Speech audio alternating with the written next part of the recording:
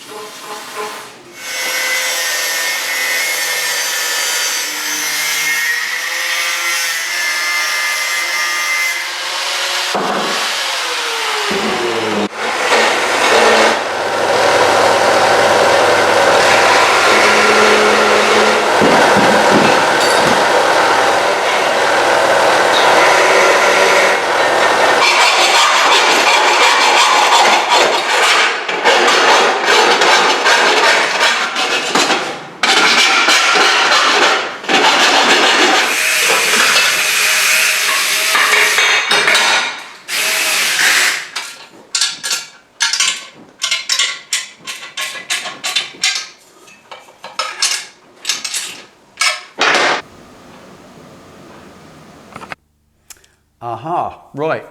That becomes clear now. I wondered how the factory had managed to seal that around two pieces of round pipe that are inevitably going to have a gap either side and leak. Did they just poke a load of weld in there? Not at all. They're not round pipe anymore. They've squashed them so that they're flat together. If you feel in there, they've welded across the front of them. So all I've now got to do is weld across the front of those two to join them together, because I've cut the weld off in there. And this third one, the same. Squash that in to make a flat and then weld across it. And then I've just got a great big oval to make a taper for. That's a lot easier than I thought it would be. Amazing what you can find when you dissect things and have a look inside. Simple, and once again, clever triumph. I love the thinking. Easy, simple, straightforward, and it works. Then I've just got to put that bit back on somehow, one step at a time.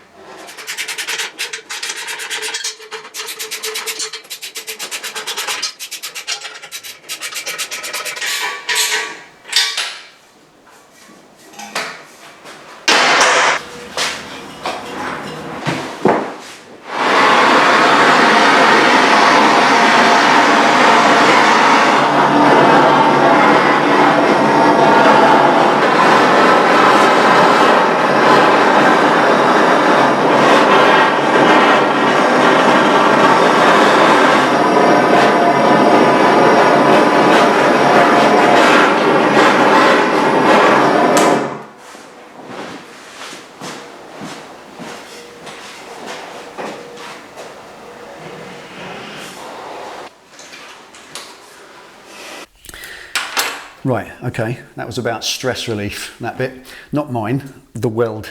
I put the welding on the bench to do it. I couldn't do it on the bike, I couldn't get all round it. I could tack it here, so it's in position, but you put it on the bench, you weld it, you grind it, you weld it again, it's going to warp a little bit. Not much, hardly at all, but enough so that that joint is under stress when I try and refit it. Fitting the exhaust back on, pipes number 2 and 3 went in okay. Pipe number 1 had warped a tiny bit inboard by about a 1/16 of an inch. Not much, but just enough so that I had to muscle that pipe out and then slip it in. And that transfers that force that I had to put on it down here to that weld right there. Now, in time, that is where it will crack if that stress stays there. So I've got to relax that, and that's what the annealing is about. Heat it up 850 centigrade when it's glowing cherry red.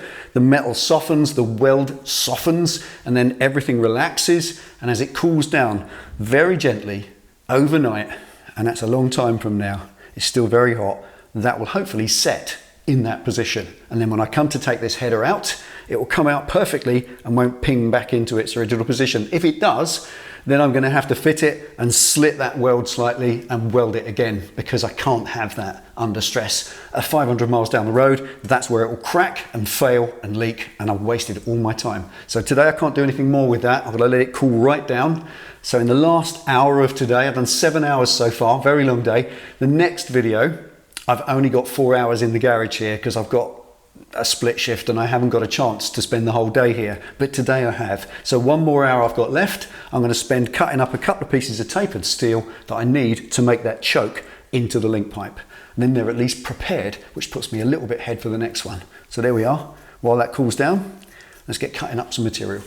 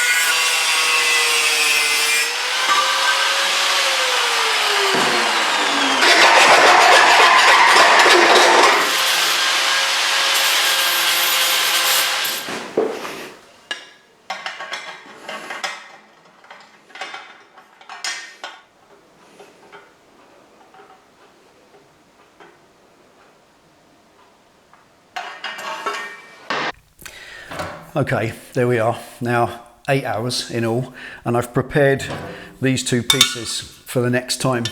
They just need some slicing up and some fathoming and working, because thinking and fathoming and pondering is definitely the key to a reasonable result on something like this you've never done before. Thinking it out and making a good plan.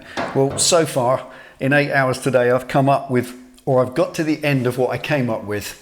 That's as far as I thought. Get those 3 squished into one, welded into one piece, bolted in place, annealing away nicely and set in their position. Now I've just got to taper them through this little collar and then into that one. So that's the last 2 welds, and hopefully I might even be there. Now, I don't know where I'll go in the next one. I've got only 4 hours in the next video, because on the next available day to come to the garage and do something on the project, I'm on a split shift that day and I'll be doing it in the middle of work. So only got that 4 hours. So whether I get that done or not, I don't know, but I'm going to do as much as I possibly can. Today, though, has been 8 hours and I've done more than I thought I would. So I'm very happy with that indeed. I'm going to leave it there. Thank you for watching. Take it easy, ride safe, and I'll see you next time.